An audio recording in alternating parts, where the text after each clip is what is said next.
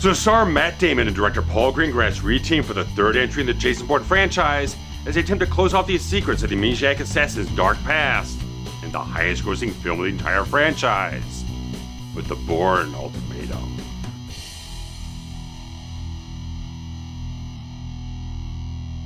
As Jason Bourne attempts his escape in Moscow, he begins flashing on memories stretching back to his inception as a CIA assassin.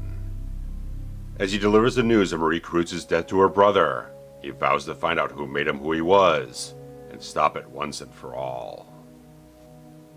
Meanwhile, London journalist Simon Ross meets with a CIA informant who exposes details of the Blackbriar program, the successor to Treadstone, and how Bourne himself was the origin of the Black Ops program. His initially published article motivates Bourne to seek him out, to uncover his source. However, the CIA catch wind of Ross's phone conversations and mobilize assets to track him down and cut off his impending expose. Headed up by Deputy Director Noah Vosen and aided by Pamela Landy, the CIA follows Ross to Waterloo Station, where he is shadowed and aided by Bourne himself to navigate the maze of agents, likely intent on killing him for what he knows. Ultimately, Ross's hasty actions get him picked off by a sniper, but Bourne is able to abscond with his notes to try piecing things together. Eventually, both Vosen's team and Bourne focus in on CIA Station Chief Neil Daniels as a source, and both pursue him to his office in Madrid. There, Bourne neutralizes a pair of armed agents when Nicky Parsons arrives, and is quartered by Bourne. Answering a call by Vosen, Nicky sides with Bourne and doesn't alert the agency to his whereabouts. Ultimately, she helps lead Bourne to Daniels' location in Tangier. However, the CIA is hot on their trail as Daniels attempts to withdraw funds in Tangier, and an assassin named Desh is sent to take him out. Yet tables are turned when Nicky accesses the agency's systems, and both her and Bourne are added to the hit list. While Daniels is taken out with an explosive, Bourne must give chase through the rooftops of the city, and ultimately combat Desh in a fatal battle to keep Nicky alive. Soon thereafter, Parsons dies and cuts her hair and is sent off into hiding, much as Jason once did with Marie. From there, the charred remains of Daniel's briefcase lead Bourne to New York, where he contacts Pam Landy, who gives Bourne a coded message to find the training facility where Treadstone began, and telling him his birth name of David Webb. Ultimately, the dark secrets hidden by Vosen as the head of Operation Blackbriar, and the scientists behind the mental conditioning Dr. Albert Hirsch, threatened to be brought into the light, as Bourne confronts the man who turned him into the cold-blooded assassin he wishes he never knew he was. So August 3rd, 2007 saw the wide theatrical debut of the Bourne Ultimatum, and was met with almost universal acclaim from critics, which paid off so much at the box office, growing $444 million worldwide over a $110 million budget, which definitely outgrossed the previous two films, Identity grossing $214 million, Supremacy getting $288 million, and was still enough to outgross the following two films of the franchise, the Jeremy Renner-led Bourne Legacy, which garnered about $276 million, and 2016's Jason Bourne, which garnered $415 million worldwide. So this definitely hit a peak on many different levels in that regard, but there are a lot of troubles getting up the entire process of making the film here, because Tony Gilroy was the main screener on this franchise, doing a co-write in the first film and kind of clashing with Doug Liman throughout the entire production. It was along with Damon kind of as well, so that's why Liman kind of fell out of the picture, because a lot of friction came up with him changing concepts, changing his mind, reshooting a lot of things going on there. When we came up to Supremacy, got Greengrass involved, and Gilroy wrote the entire screenplay for Supremacy, but when it came time for Ultimatum, he had a bit of a conflict coming up because his directorial debut of Michael Clayton, which is a phenomenal film, deeply recommend that film, you guys should go check it out, but it was coming up to production. And so he only had time to write one screenplay draft, and it really didn't endear Damon or Greengrass to him. It was like they found it really bad. They criticized it very heavily, and so they brought in different screenwriters. Scott Z. Burns wrote and working with Damon again on two Steven Soderbergh films, Contagion and The Informant, and worked again with Soderbergh on several other projects. And George Nolfi, who had previously worked with Soderbergh on Ocean's 12, and would write and direct Matt Damon in the Adjustment Bureau after this, so guys he really felt comfortable with in that regard. So we found some very trusted collaborators to move forward with and stuff like that. But the relationship with Gilroy just soured after this. The only other screenplay and acting credit they have on the same project is the film The Great Wall several years after this, And I don't know the fact that they actually collaborated at all. It might have been just like Gilroy worked on the script, and then Damon signed on to it separately, and they didn't have any interactions on the whole thing. So, pretty much so, Gilroy would never work with Damon again on a Bourne film, so that's very much a sour type of thing in that regard. But there were certain things that Tony Gilroy kind of felt that didn't quite get up on the screen in Supremacy. They really wanted to bake into the screenplay that he wrote for the entire thing. Want to have much stronger sort of atonement and stuff like that for Bourne at the end of the film, which I do definitely feel is there. I feel like Supremacy is a really well-rounded off ending for that film. Everything's very much closed off. The Treadstone stuff between Conklin and then Ward Abbott, and all the stuff that Pam Landy adds to the entire thing. All this stuff kind of rounds itself off, and of course, Bourne dealing with the atonement he has with the Nevsky girl at the end of the film. I feel it's a very nicely closed off story, which does have opportunities to maybe kind of bring things back in and have Bourne have more stories. It feels like all those things really kind of felt like it ended, but for Gilroy, whatever he put in the script, didn't feel like he kind of got as much of the satisfaction out of that at the end of the film there. But certainly with Paul Greengrass' introduction into the franchise here, there were certain criticisms levied against Supremacy in terms of like some of the action cinematography. Now a lot of people have looked back on things that are like the shaky cam, quick cut stuff, and certain other filmmakers have gone off and kind of diluted what he did there and gave it a really, really bad name. But there were some things I even marked in my entire critique of the film there that at some points in time, like the lighting is not very good and kind of blends in the background. Everything's kind of backlit. It's not well put together. It kind of loses the context of what's going on. This one looks like Greengrass actually paid attention to some of the criticism and kind of adapt things and improved what he was doing here, because we look at a lot of the action cinematography in the film. This time, everything's very, very well lit. There's not a lot of backlighting. Even the scenes that I actually have outside, there's all very bright sunlight type of stuff. So everything is covered in much better ways in this regard. I think he kind of uses more wide shots in some places. I think there's a lot of things he just learned to adapt. I felt like there's a lot of things he tweaked to make things a lot more crystal clear in that regard, getting off in these different directions with cinematographer Oliver Wood, who had shot both Identity and Supremacy before this. So I think they did a very, very good job in that regard. I think everything they did on a technical merit level here definitely exceeds where some of the things kind of faltered in the previous film, being much more of an experimental style. This is when they polish it up a lot better in that regard. But with the cinematography, it still maintains that raw documentarian approach, and I think such a great sequence is the Waterloo Station one in London. It's got this great sensibility of always maintaining a geography of everything that's going on, where Bourne's trying to lead this journalist through this entire crowded place where there's agents all over the place. He's spotting people here, there, and everywhere, and they maintain such a great level of tension throughout the entire sequence there. Always a height of danger and threats and stuff like that, and always mapping it out so very well. That's such a great piece of filmmaking on every level. Every piece of visual cues that you get here, along with what Damon is doing as Bourne, is all creating such a great narrative. And it's such a great thing, because I could see there's a lot of other directors with this sort of Fox documentary approach that just kind of ape it, don't know what they're doing with it, they don't know the visual language, they don't know how to plot things out. It could turn into a mess with a worse director. But Greengrass is so good to make sure he's got all the shots in the right places, all the angles in the right places, and a great editor to put this thing together, because this won for Best Filmmaking at the Oscars, along with Best Sound Mixing and Best Sound Editing. So this film really did nail it so very well in terms of that regard. That shows the quality of what they're doing here. They know when they're looking at this thing, the Academy's looking at this thing, they know exactly what's going on in this whole thing. So that definitely shows the improvements in quality of the technical mirrors the film had, on top of everything that Greengrass is doing as director here to guide the audience through a maze like this and keep it all very, very clear in that regard. So it's a really good piece of work, and just Oliver Wood was such a fantastic cinematographer, adapted to so many different styles and did it so exquisitely well. He passed away a couple years ago, but the fact is he is such a really, really good piece of work here, and Greengrass brings it along with his great direction so very nicely. But in terms of the fact that Greengrass still delivers on the quality of what he's doing as a director through the drama, the character interactions, all these different things going off, the quality of that is still extremely high here. He directs everyone as well as he did before, but in terms of the story of the entire film, I feel that's kind of the detriment. Because the entire story here is just Bourne trying to figure out who it was who kind of created him. Which, without this film, he kind of just laid on Conklin. He was a kind of a psychotic at head of the entire Treadstone program, very hinged personality. You know, this guy kind of drove people right crazy. So no more kind of like scientific type of things with the pills and stuff like that. It was really not as much of a question at this point. They're just kind of introducing this thing to kind of have more of a story here without having a real kind of emotional linchpin throughout the course of the entire film. Something comes up towards the end that they really kind of touch on some things that feel emotional. But as the film goes on, it just sounds like Bourne's just trying to figure out another piece of his history, which doesn't have a piece of atonement to it. It doesn't really have anything that kind of grabs you into the story like you had with trying to grapple with the death of Marie in the last one, or in the first one, where he's just trying to put all these pieces together. It's like, I don't want to know who I was anymore and stuff like that. All these things, the more he finds out, the less he wants to know. All these different kind of ideas that kind of very human in some type of way.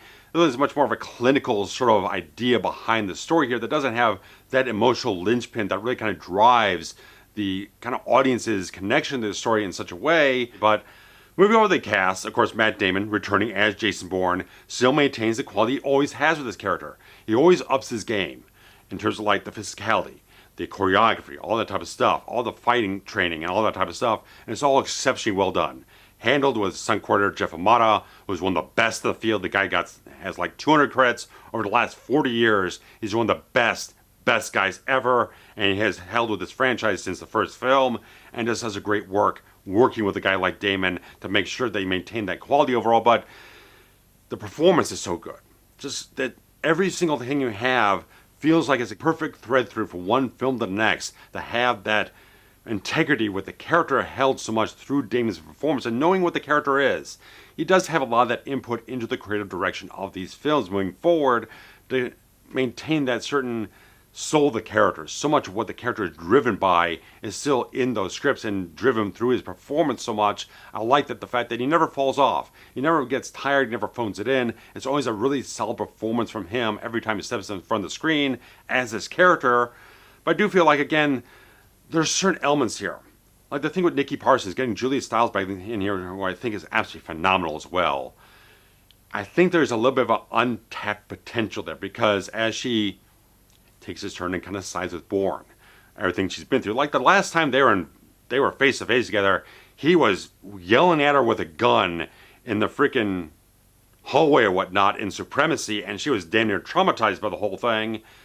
Seeing how she reacts to the whole situation, seeing him again, and having a little bit of things kind of develop between them to a degree that she kind of, it's the implication that before the amnesia, Nikki and Bourne had something more of a relationship between one another.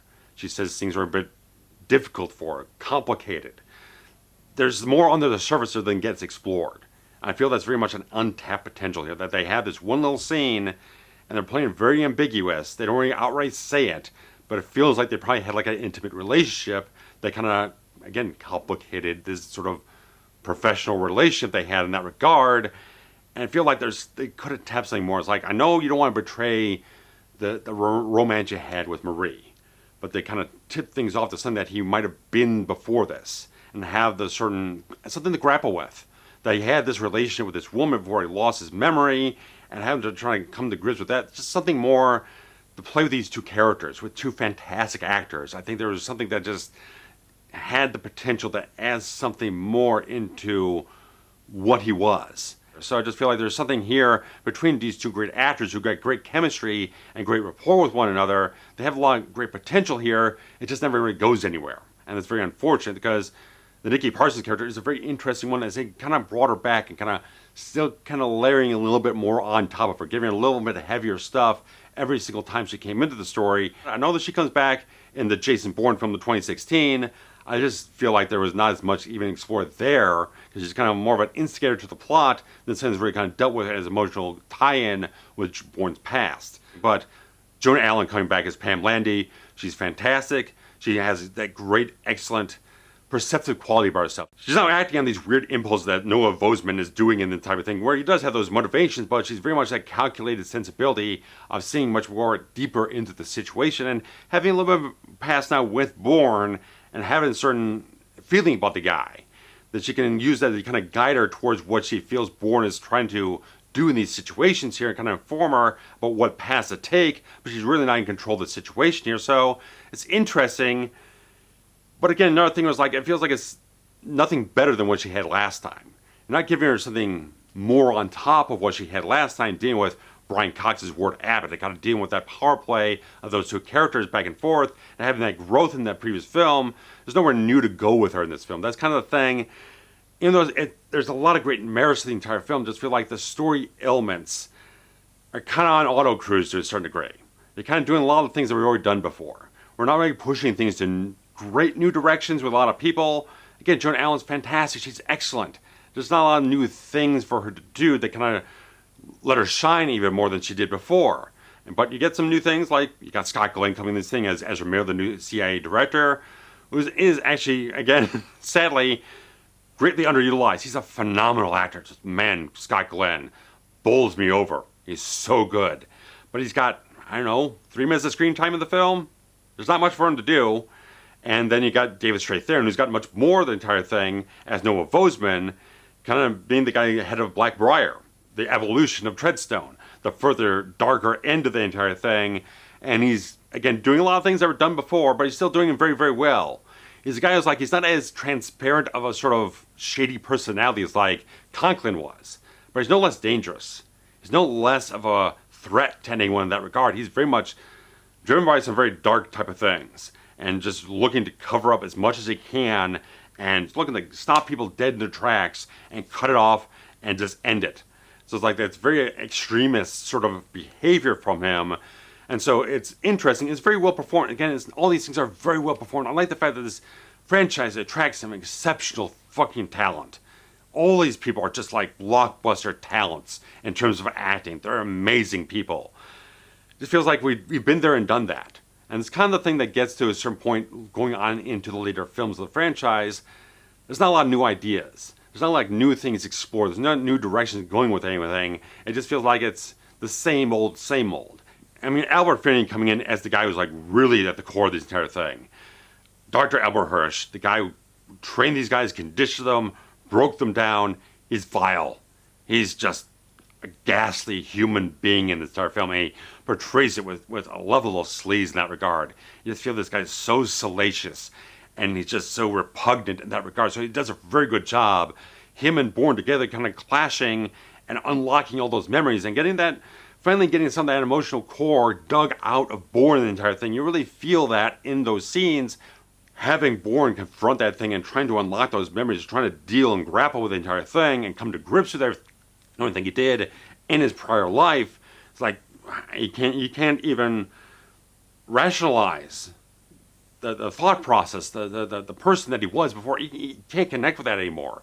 The person that he was a couple of years ago doesn't exist anymore.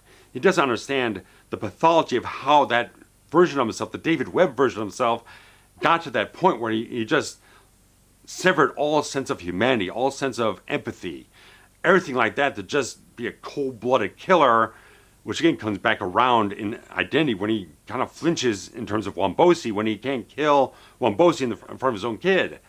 So it's like those interesting things, when you put all the pieces together, it is a fascinating journey of a character to see where he's been and how things morphed for him as he went through all these different stages of what he was doing. So it's all these fascinating cogs together. They're a great story in that regard. There's just certain things in Ultimatum that feel like they're not to the best potential, but there's certain things where it really does match the potential he had in the previous two films. Like, I love so much after the Albert Hirsch scene and Bourne's running out the entire building and everything like that, and Édgar Ramírez's assassin character kind of corners him at the rooftop. And I love the entire thing where Bourne reflects back to Clive Owen's moment in the first film where he says, look what they make you give. Do you even know why you're supposed to kill me? It's like, I love that moment because Ramírez, right when Bourne turns around and he's going to the thing, Ramírez drops the gun. So it's like, it's a great moment there. That's one of the best moments that the entire film can give you. Because it shows that Bourne got through the one guy who's been kind of conditioned maybe the same way he was. If he can kind of turn the tide of at least one guy and have all the stuff that he gave to Pam Landy to kind of expose all this other crap, it's a turning of the tide. Not just in the greater scheme of things, but in much more individualistic elements of the entire story here. In the grand scheme of things, it's very, very good. And like I said, the action in the film is extremely good. I like so much the dash fight in Tangier is the high point for me. Just the entire thing, the run across the rooftops, they kind of used this sort of cable camera. Everything was just on this kind of like zip line.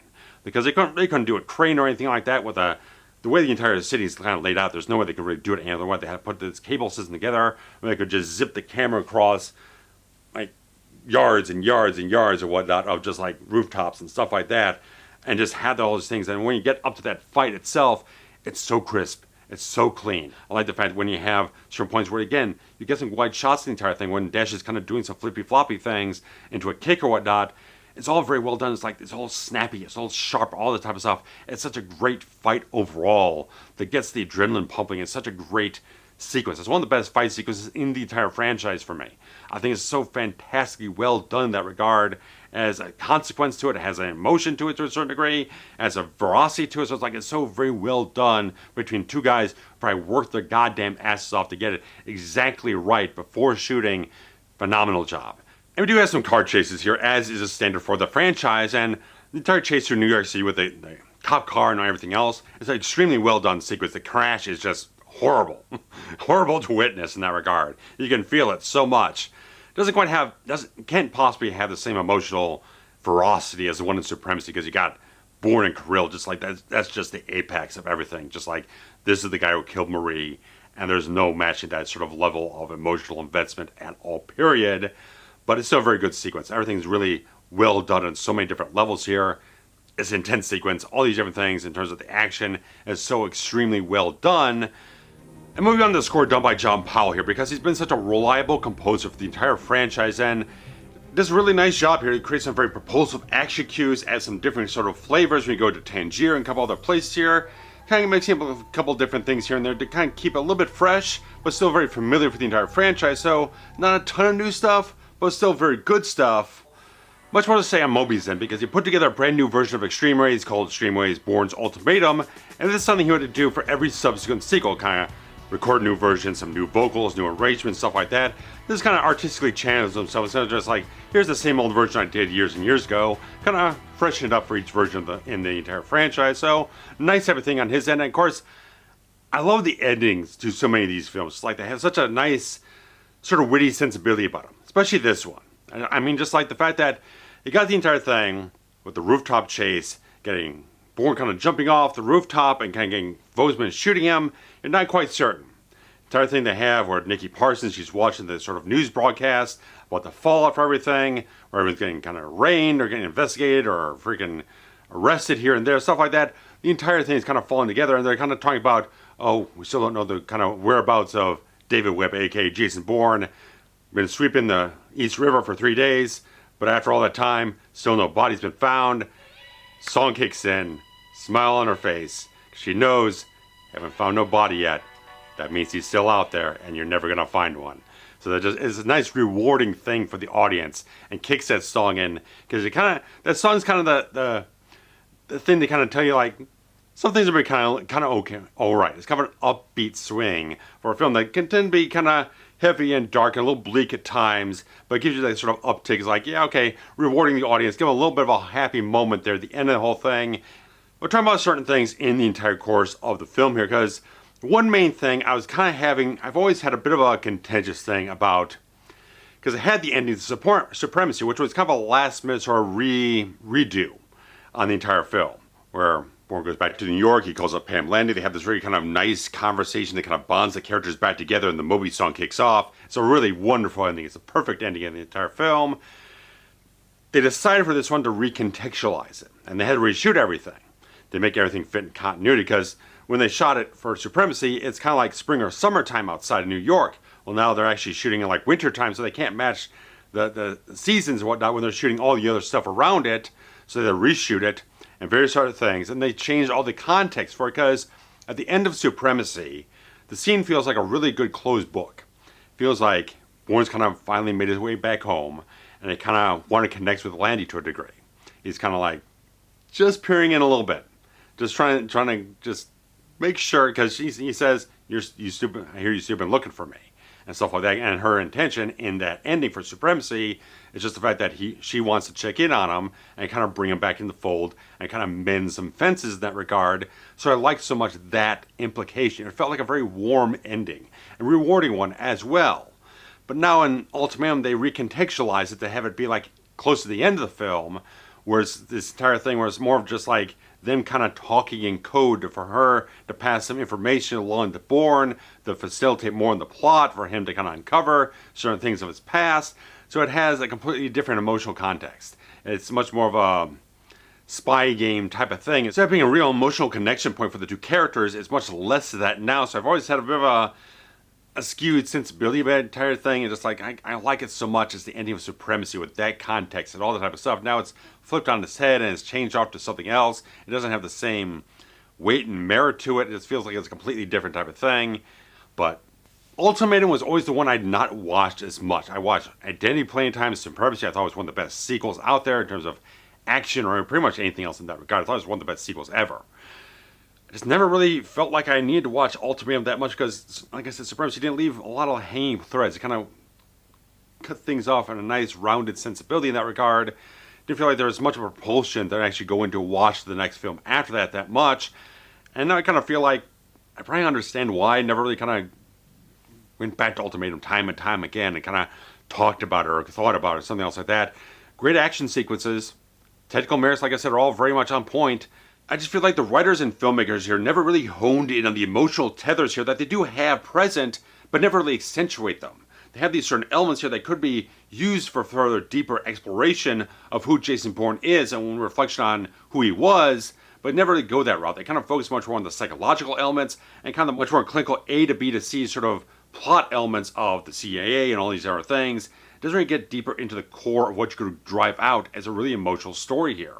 So maybe that's where the absence of Tony Gilroy adversely affected the final version of the film here, but I'd like to think that maybe he's not the only one capable of writing a good story in this franchise here, but that does lead us up to the film that Universal gave him the full control over. Because after Ultimatum, Damon Greengrass just kind of felt done with it. Didn't feel like there was a good story to tell from this point forward, and so they kind of bowed out, but Universal's like, this makes us so much money, they want to keep making more of them, so gave writing and directing duties completely over to Tony Gilroy to do a Jason Bourne-less sequel. They got Jeremy Renner in to portray a new character named Aaron Cross for the Bourne legacy.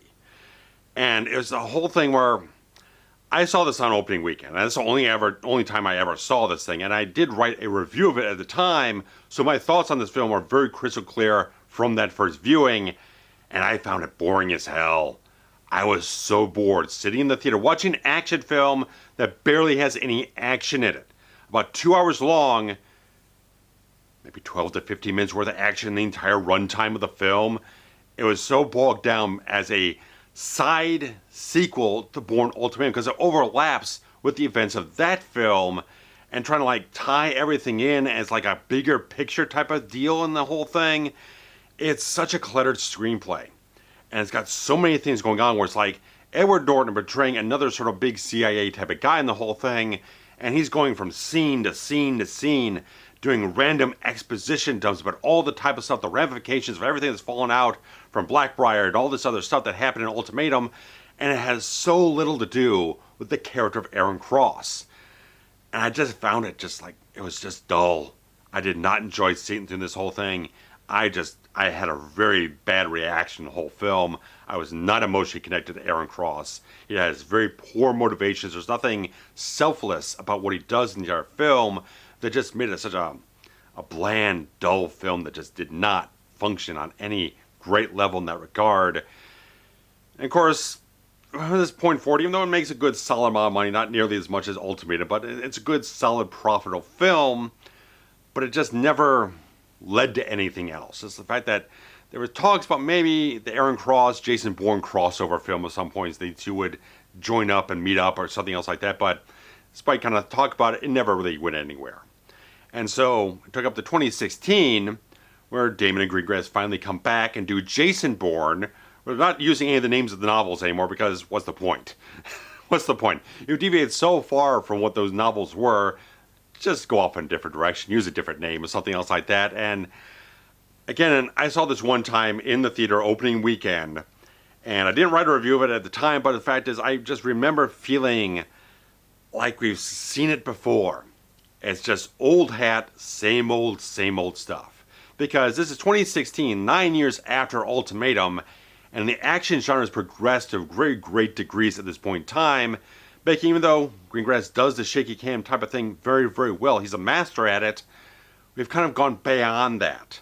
Because we've gotten Mission Impossible, Ghost Protocol, Rogue Nation putting together these slick, wide photography, stunts, and action sequences like fantastic type of stuff. Just masterpieces in that regard. Then you got John Wick hitting in 2014 and just cutting the shaky cam thing off at the head. Long, smooth takes, wide photography again, just all the stuff. It just revolutionized everything. It's just like, this is the brand new standard, and that's where the standard has left us up to this point. Like 10 years later, it still feels fresh what they do with those films and what people kind of taken from John Wick and kind of moved forward in the action genre, kind of emulating what they did there. You go up to Jason Bourne and it's back to the shaky cam stuff, which just feels antiquated. It just doesn't feel fresh. It feels, again, they're just doing the same old things over and over again. It's the whole thing of the problem I have with the franchise. Again, as the novels are so off from where they did with the films, you can't really tap the novels anymore because they just don't line up at all. And so they've made the entire franchise, the crux of the whole thing is finding out more stuff about Bourne's past. You have to keep digging further and further back into it to move the story anywhere. So they can't have him go off and do something fresh or different or something apart from what that is because they paint themselves in the corner. Again, it's still locked in the same old Blackbriar, Treadstone, CIA machinations and conspiracies and people doing shady stuff and stuff like that. It's all the same stuff over and over again. It's all the same kind of characters cycling in and out. They got different actors in similar types of roles. It just feels like it's just the same old stuff. Every single time they kind of keep coming back to this whole thing. And again, probably why they just haven't really done another one. Because even though it's all very profitable type of stuff, there's not really new ideas. It's not fresh, new, exciting type of things. Because again, the franchise started out so innovative. Getting off after you had such a glut of such over-the-top kind of cartoonish action films, it brought it back down as a grounded sort of thing and made a lot of people try to emulate that as well. Some took the right lessons, some didn't take very good lessons from it at all. And so just like it started out so innovative, so fresh, and so different, and then it just kind of came up as like it just couldn't break free and find anything else new to do with it. So it's kind of my assessment of where the franchise kind of moved itself off towards. So clearly a lot of people still enjoyed all these other films of the franchise, but I just feel like looking back at retrospectively, there's not a lot of new places that kind of drive the story towards or take Bourne in different places. Because like he never even goes back and like trying to find his family or whatnot, parents or siblings or anything like that. He just divorces himself completely from anything that was David Webb. Anything that he had in his previous life, he doesn't want to know about it, doesn't want to involve himself with it. So he's just this lone man isolated in the world. It only kind of takes something, again, sparking up again from his past to kind of motivate him back into action or something else like that. So there's not a lot of place to flex for the entire thing. So I'll leave it at that. And I'd really much like to hear what you guys feel about that sort of 5-film franchise, especially Ultimatum, as I've discussed it very thoroughly here. But I'd like to hear your thoughts. And so comments below, thumbs up if you enjoyed the video, subscribe if you haven't, get up on the Super Things feature if you want to contribute anything directly to YouTube, and Patreon to get early access to everything here and all that type of stuff. So thank you so much, guys. Take care. Bye-bye.